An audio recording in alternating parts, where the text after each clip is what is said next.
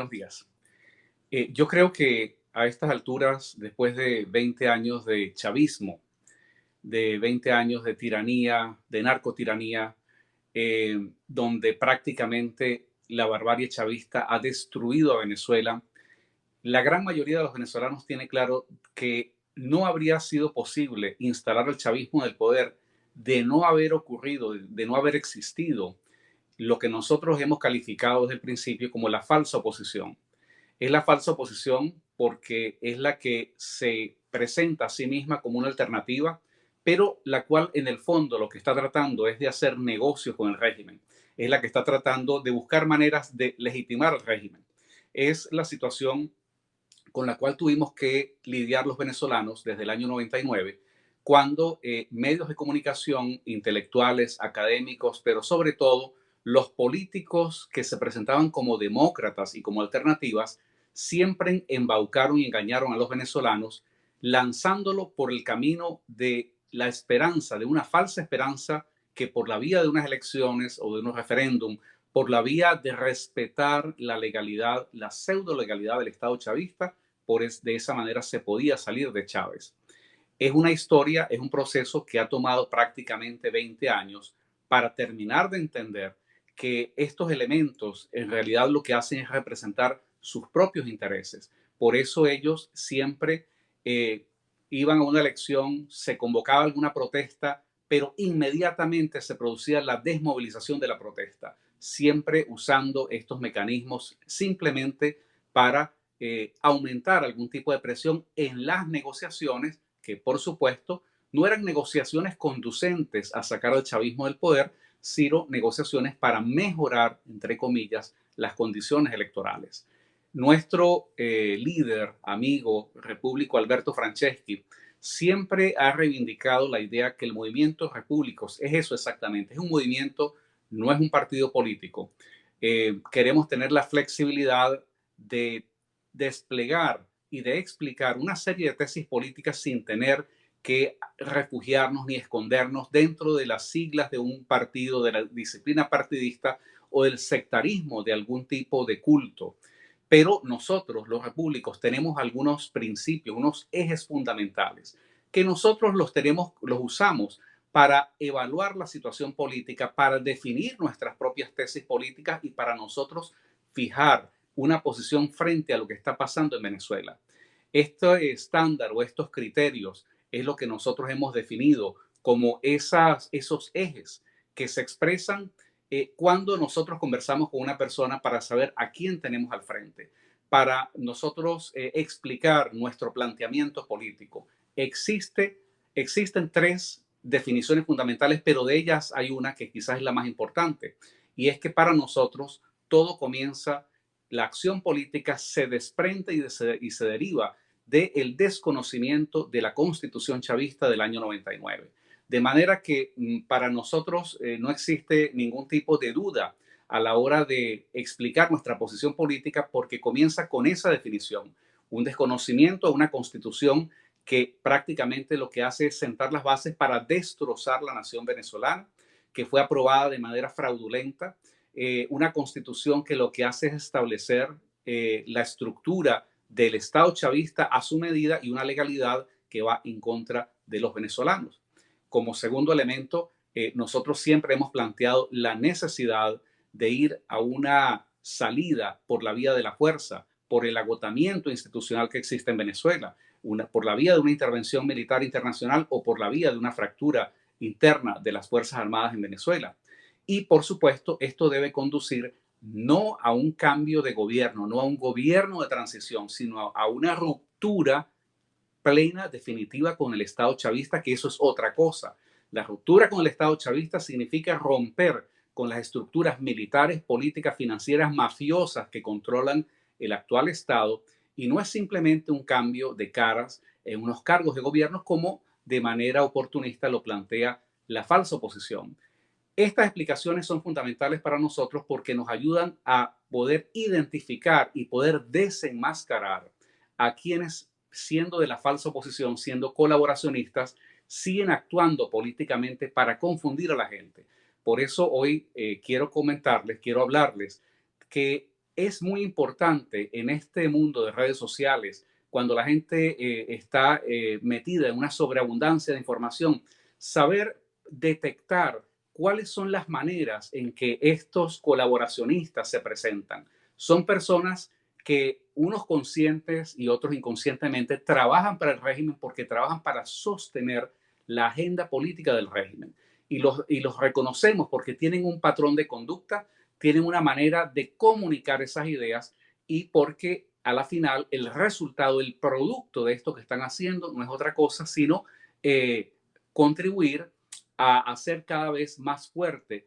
la posición del Estado chavista en lugar de alinearse con las fuerzas y con la mayoría de los venezolanos que están tratando de derrocar a ese Estado chavista. Entonces, por ejemplo, vemos cómo a veces se usan palabras de manera indistinta. Se hacen invocaciones, por ejemplo, de decir cese a la usurpación, como si es que el Estado chavista va a cesar de manera automática algún día, de un día para otro, va a dejar de existir. No existe una cesación en política. Existe el derrocamiento, existe la acción afirmativa, positiva, de fuerzas que se organizan y que ejecutan ese derrocamiento de ese régimen político. Hablar de un cese a la usurpación es prácticamente plantear esta situación en una dinámica pasiva, que por la vía del cese, entonces este régimen va a dejar de existir. Otra idea que está conectada con esta es cuando se habla de que se espera por la caída de la dictadura. Ninguna dictadura cae, todas las dictaduras, y ahí hay un problema, no es una dictadura, es una tiranía. Pero el argumento en esta expresión que caiga la dictadura es pensando de que por una serie de condiciones, de elementos, ese régimen político es insostenible. Entonces va a caer por sí solo, que ya está, que ya casi cae. Pero en realidad es un engaño, porque históricamente los regímenes totalitarios, los regímenes tiránicos han sido derrocados por circunstancias específicas, objetivas, históricas, que determinan que así ocurra. Inclusive en el caso mismo de Venezuela, en el 23 de enero del año 58, fue un conjunto de circunstancias que llevaron a producir ese cambio de régimen político. Y por supuesto, cuando se habla y se refiere al Estado y al régimen político chavista como una dictadura, ¿verdad? Se expresa un profundo desconocimiento de lo que significa la dictadura y lo más grave, no hablemos del desconocimiento o la ignorancia de manejar la expresión dictadura, sino que se omite lo que tiene la carga histórica y política, el contenido fundamental, que es caracterizar y definir al régimen chavista como lo que es una tiranía que está en contra de la libertad y en contra de los venezolanos. Otro argumento que es muy frecuente, que uno lo escucha en gente que trata de justificar el colaboracionismo y la falsa oposición, es cuando se dice, por ejemplo, que Juan Guaidó es víctima, supuestamente es víctima del G4, que está secuestrado. Entonces vemos cómo hay políticos que tratan de hacer una supuesta distinción entre Juan Guaidó y el resto de la falsa oposición. Y aquí hay un problema, porque en realidad Juan Guaidó se ha convertido en un instrumento, él es parte de la esencia de esa falsa oposición, él es parte del G4. Entonces decir que Juan Guaidó es una víctima es una manera de absolverlo, es una manera de darle cierto reconocimiento que por supuesto no tiene y que de otra manera también plantea el problema fundamental que estábamos explicando al comienzo. Vamos a reconocer a estos falsos opositores porque lo primero que establecen en una conversación o en un intercambio es el reconocimiento, lacayo y perruno a la Constitución chavista del año 99. De manera que para nosotros los repúblicos no existe esa contradicción porque nosotros ni reconocemos esa constitución, ni le reconocemos la jefatura a Nicolás Maduro y menos aún a Juan Guaidó. Otro argumento que utilizan también es para dar la impresión y dar la sensación de que están buscando la manera de simpatizar con la tesis de la intervención militar internacional. En una primera fase acudieron a la tesis de la intervención humanitaria. O sea, siempre buscan la manera de incorporar adjetivos para vaciar el contenido de lo que debe ser una definición política. Si estamos constatando que Venezuela necesita una intervención militar internacional, Entonces ellos siempre sacan del sombrero del mago alguna combinación de frases y de adjetivos para presentarla como algo que parece, pero en realidad no lo es. Así pasamos por la fase de desenmascarar aquello que llamaban la intervención humanitaria, como queriendo decir de que al ser humanitaria, pues iba a ser quizás benevolente con los chavistas tiranos, o que seguramente era más digerible para los ámbitos, digamos, de la diplomacia a nivel mundial. Y últimamente ellos han venido utilizando la falsa oposición y el interinato de Guaidó, la tesis del TIAR. El TIAR es el Tratado Interamericano de Asistencia Recíproca, es un instrumento que está conectado a la OEA y que los embajadores, los diplomáticos de los países miembros son quienes conforman el Consejo que podría decidir si efectivamente ese pacto militar se activa o no. Pero históricamente se ha demostrado la inviabilidad, la imposibilidad, la inutilidad, porque en realidad, siempre lo hemos explicado, los estados tienen intereses, no tienen amigos, y a la final es en base a los intereses geopolíticos particulares de cada estado cómo estos estados van a evaluar si se involucran en una intervención militar en otro estado o no. De manera que quienes invocan el TIAR saben que vamos a tardar años, años de conversaciones y negociaciones interminables, donde eso es ir de ningún lado a ninguna parte y invocar el TIAR es simplemente como dar la impresión de que se apoya la intervención militar internacional con la certeza de que esta intervención militar internacional por esta vía jamás se va a producir. Pero lo hacen porque ellos en realidad lo que están es tratando de evadir, como lo hizo Antonio Ledesma hace unos días en una entrevista con Napoleón Bravo, donde de manera muy escrupulosa le da vueltas al asunto, toca los elementos, pero no se refiere a nuestro aliado principal y a nuestro mejor, digamos, aliado pues, para la causa venezolana, como es Donald Trump y los Estados Unidos. De manera que quienes apoyan el TIAR lo que están haciendo simplemente es lanzar cortinas de humo, crear obstáculos, evadir conversar con nuestro mejor aliado, que es Estados Unidos y Donald Trump, por razones seguramente políticas y porque en el fondo no tienen interés en ayudar en esta intervención militar internacional. Lamentablemente el TIAR se ha convertido en una de las consignas más socorridas de la falsa oposición y de sus operadores, porque ellos pues lo que hacen es manipular la ignorancia que la gente tiene en estas materias. De igual manera, el reconocimiento a la jefatura política de Juan Guaidó, desprendida pues de esa fidelidad perruna a la Constitución del año 99, es otra manera de argumentar. Hay quienes dicen, bueno, esa es la Constitución que hay que respetarla. Nosotros los repúblicos sabemos que todo comienza por hacer esa Constitución a un lado, porque esa es la base justamente que le da una pseudo legalidad al régimen que queremos destruir. Están los más conspicuos colaboradores, que esos son, digamos, más fáciles de identificar, son aquellos que siempre están convocando elecciones, que siempre están provocando negociaciones para negociar condiciones electorales, los que hoy día en Venezuela se están prestando para ir a esta farsa electoral, y de eso pues no habría mayor dificultad en identificarlos. Están los otros colaboradores que cuando se hacen estas críticas, todas pertinentes, en contra del régimen chavista y en contra de la falsa oposición colaboracionista que preside Juan Guaidó, entonces te dicen, bueno, ¿y tú qué propones? Bueno, porque lo que estamos proponiendo es desconocer la Constitución del 99, para comenzar por allí, es romper con el Estado chavista, es hacer los esfuerzos para provocar una salida de fuerza, pero frente a esto ellos, por supuesto, se refugian en la pseudo legalidad chavista. Y, por supuesto, existen otra serie de elementos, por ejemplo, que los caracterizan a ellos, que es, por ejemplo, el hecho de que, como citar como una manera de referencia, hace un par de años Julio Borges decía, bueno, que el socialismo no era malo, sino que lo malo era la manera como Hugo Chávez lo había aplicado. Entonces, esta es otra manera, otra falacia que utiliza la falsa oposición para justificarse y para salvar el modelo socialista, el capitalismo de Estado, porque en el fondo ellos lo que quieren es heredar todo el poder que tiene el Estado chavista y simplemente convertirse en la continuación del chavismo por otros medios, caras nuevas, pero que sigan las mismas políticas.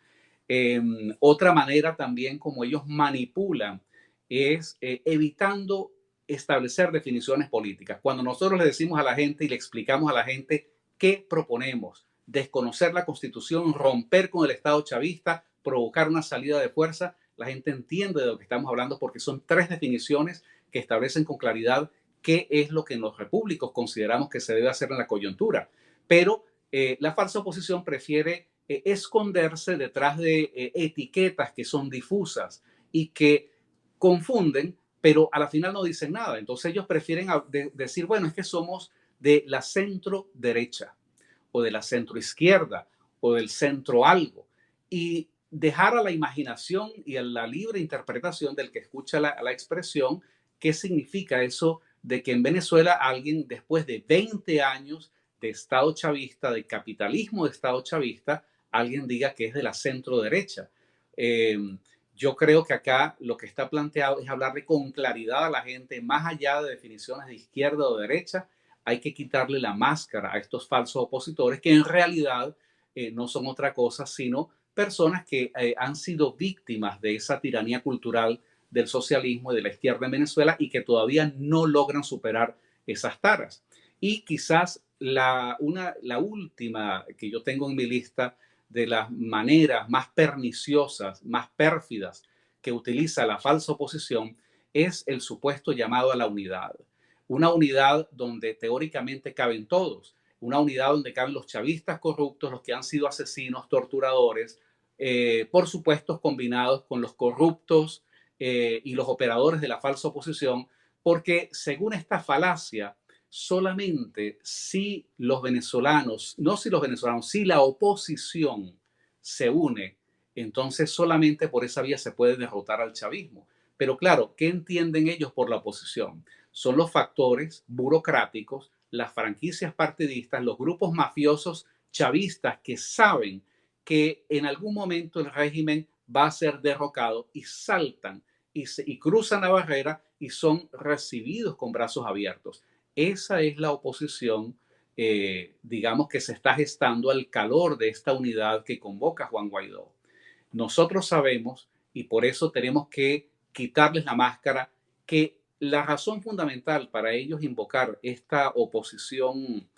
unitaria y este supuesto pacto para enhebrar a más de un operador político es simplemente mostrar ante la comunidad internacional caras nuevas que les permitan a ellos dar la idea, dar la imagen, porque todo lo plantean en términos mediáticos de manejo de matrices de opinión y de imagen, de que ahí está una oposición que merece ser reconocida porque supuestamente están todos. Por eso ellos están hablando con María Corina, por eso están hablando con Antonio Ledesma y habrá que esperar a que ellos mismos se definan con su propio discurso y si vemos, si la respuesta de ellos, como ha sido hasta ahora, es confusa, ambivalente y evasiva, pues sabremos que estamos frente a elementos que han decidido formar parte de esta falsa oposición. Y deciden formar parte de esta falsa oposición y del pacto que se está convocando simplemente porque hay un interés. Y el interés es absolutamente económico. El interés es que a partir de enero del año 2021, el interinato de Guaidó necesita seguir ejerciendo esa representación y porque existe un plan para ponerle la mano a los activos que tiene Venezuela en el exterior. Son grandes cantidades de dinero, una inmensa cantidad de recursos que corresponden, que pertenecen a la nación venezolana, pero que por esta interpretación falaz, por esta interpretación maniquea de que esta falsa oposición representa a Venezuela, entonces los países estarían dispuestos a entregarles el acceso de estos recursos a esta falsa oposición en nombre de un presunto pacto unitario. Por eso el propósito que me había planteado en el día de hoy es o era explicar los elementos que son importantes para determinar y para detectar cuando tenemos a una persona al frente nuestro que es un falso opositor y que es un colaboracionista. Una vez que nosotros hemos determinado que estamos frente a un opositor que es falso y frente a una persona que en realidad lo que quiere es simplemente justificar lo que hace la falsa oposición, nuestro deber y nuestra obligación patriota es denunciarlos, es quitarles la máscara, porque solamente en la medida en que podamos hacer a un lado la falsa oposición, el colaboracionismo con sus falsos pactos unitarios, en esa misma medida estaremos más cerca de derrocar por la vía de la fuerza al régimen chavista.